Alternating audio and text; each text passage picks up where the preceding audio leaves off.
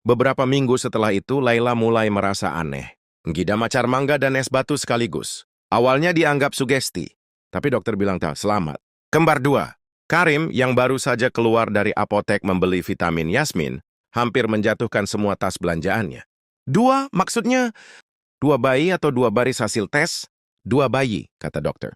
Karim pulang, duduk di kursi, dan menghela napas dalam. Yasmin menyodorkan segelas teh. Kamu terlihat seperti pria yang baru sadar hidupnya bukan film romantis, tapi reality show. 3 bulan kemudian, rumah mereka seperti kantor startup, penuh jadwal, catatan di kulkas, botol vitamin, susu ibu hamil, dan suami yang seperti manajer. HRD harus bisa menjawab keluhan dari 2 divisi yang berbeda. Pagi, Yasmin ingin dibelikan buah naga. Siang, Laila menginginkan nasi biryani dari restoran favorit di ujung kota. Malam, keduanya pengen dipijit. Karim, dia menatap tangan kosongnya. Aku punya 2 tangan, tapi 4 permintaan. Karim pernah bilang ke tukang ojek, Mas, saya pesen 2 paket makanan untuk istri saya. Oke, yang mana satu? Kalau saya sebut salah satu nama, hidup saya selesai. Tapi keajaiban rumah tangga ini bukan pada dramanya, melainkan pada kekompakan 2 perempuan luar biasa itu. Saat Yasmin kelelahan, Laila memasak. Saat Laila susah tidur karena bayi menendang, Yasmin menyanyikan ayat pendek dari surah Maryam menenangkan. Karim meski stres luar biasa mulai mengerti makna sejati poligami. Bukan sekadar izin menikahi 2 wanita, tapi tanggung jawab mencintai 2 hati tanpa ada yang merasa kurang. Suatu malam Karim duduk di beranda. Di depannya 2 cangkir teh, 1 untuk Yasmin, 1 untuk Laila. Ia menatap langit, lalu berkata pelan, Ya Allah, aku tahu aku bukan pria paling bijak, tapi engkau memberiku 2 istri yang luar biasa. 1 seperti langit, tenang dan luas. 1 seperti matahari, hangat dan penuh energi. Tiba-tiba Yasmin muncul dari belakang berkata, terus kamu kayak apa? Laila menyusul. Jangan-jangan kamu bulan. Munculnya sebentar, tapi bikin kita begadang mikirin kamu. Mereka bertiga tertawa. Jaga malam itu, untuk pertama kalinya, Karim merasa ini bukan beban, ini berkuah. Kata Yasmin sambil mengangkat si sulung mereka. Laila menyusul, menggendong 2 bayi kembar yang juga menangis, sambil berkata mereka kayak alarm. Kalau satu nyala, yang lain ikut. Karim mengangguk lelah. Kita bisa buka studio musik bayi. Genre nyaring dan tak berirama.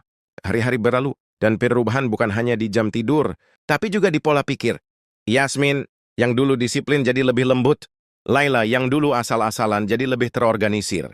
Mereka berdua benar-benar berubah demi anak-anak mereka. Karim, ia berubah jadi seperti kambing kurban menjelang Idul Adha. Pasrah, tapi penuh harapan. Karim tanya ke apoteker, ada vitamin buat bapak-bapak dengan 3 bayi? Apoteker jawab, ada.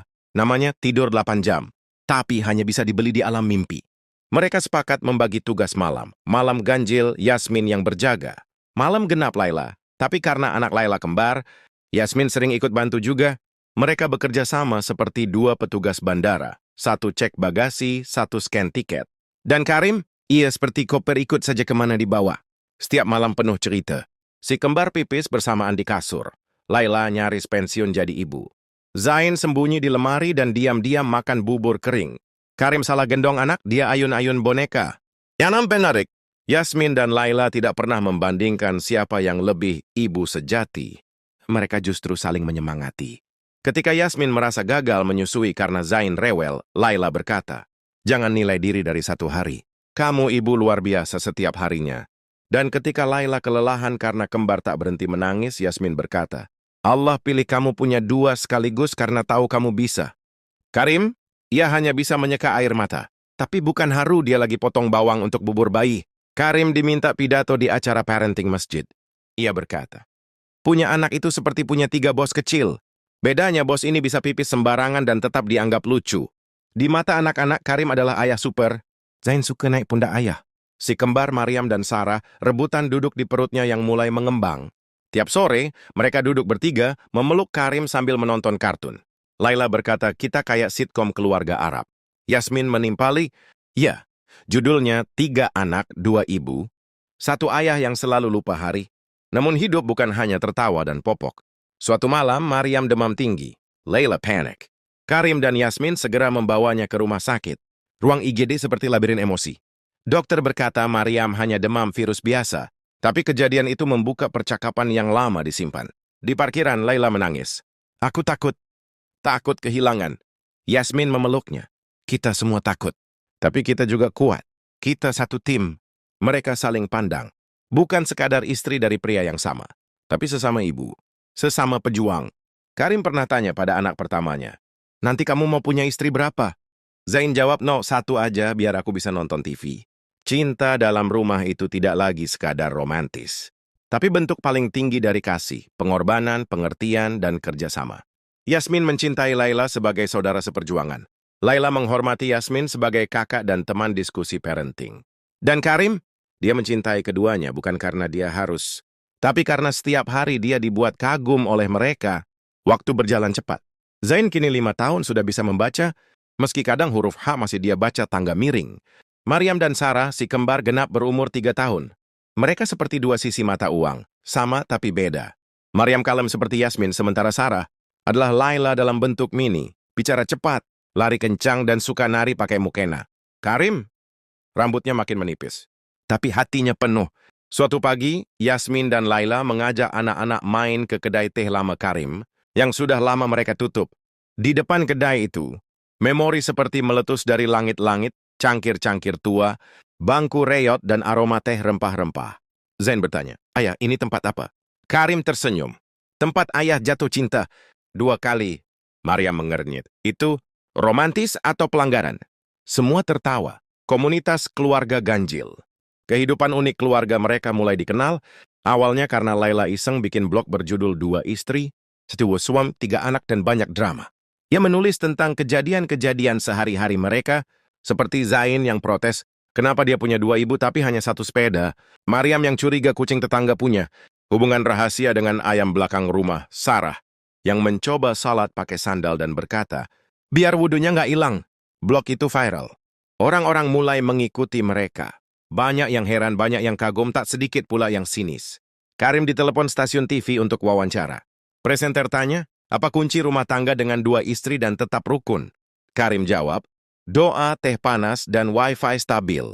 Yasmin diundang jadi pembicara di seminar wanita dan peran ganda. Laila diundang jadi narasumber podcast parenting. Tapi tidak semua suka. Beberapa menuduh mereka meromantisasi poligami, seolah hidup mereka tanpa luka. Yasmin menanggapi dengan tenang, kami tidak romantisasi. Kami hanya memilih untuk menjalani dengan cinta, bukan luka. Kalau ada masalah, kami bahas. Kalau ada perbedaan, kami rangkul. Poligami bukan solusi, tapi dalam kasus kami, itu bukan kutukan. Laila menambahkan, kami bukan sempurna, tapi kami mau belajar. Dan Karim sudah kami ancam. 1 istri lagi, tidur di kandang kambing. Zain ikut lomba gambar. Ia menggambar rumah dengan 2 pintu utama. Guru bertanya, kenapa 2? Zain jawab, 1 untuk Mama Yasmin, 1 untuk Mama Laila. Kalau salah masuk, ayah bisa tidur di luar. Dengan nama keluarga mereka yang makin dikenal, Karim memutuskan membuka kembali kedai teh, tapi kali ini lebih modern, dengan ruang bermain anak, dan menu khusus bernama Teh 2 Cinta. Yasmin membuat pelatihan literasi untuk ibu rumah tangga. Laila membuka kelas online desain interior sambil mengasuh anak.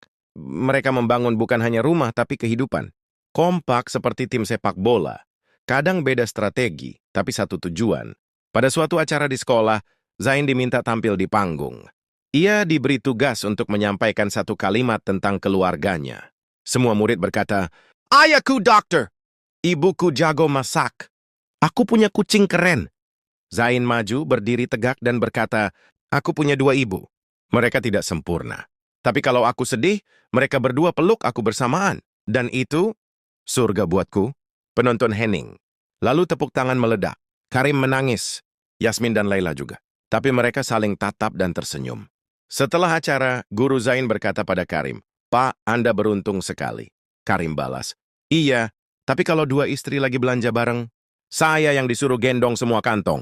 Malam itu mereka duduk bertiga di beranda. Anak-anak sudah tidur. Langit penuh bintang. Yasmin berkata, ingat gak waktu awal kita menikah, kamu takut aku akan marah? Karim tertawa kecil. Ingat, waktu aku lihat kamu senyum setelah aku jujur soal Laila, rasanya kayak dapat mukjizat. Laila menimpali. Dan aku ingat waktu aku bilang iya, aku kira hidup bakal kayak sinetron. Ternyata lebih ke vlog keluarga dengan 3 episode per hari. Mereka tertawa. Lalu Yasmin berkata, pelan tapi dalam, terima kasih ya, karena kamu gak cuma adil, tapi juga belajar untuk adil. Karim menatap dua wanita di sampingnya.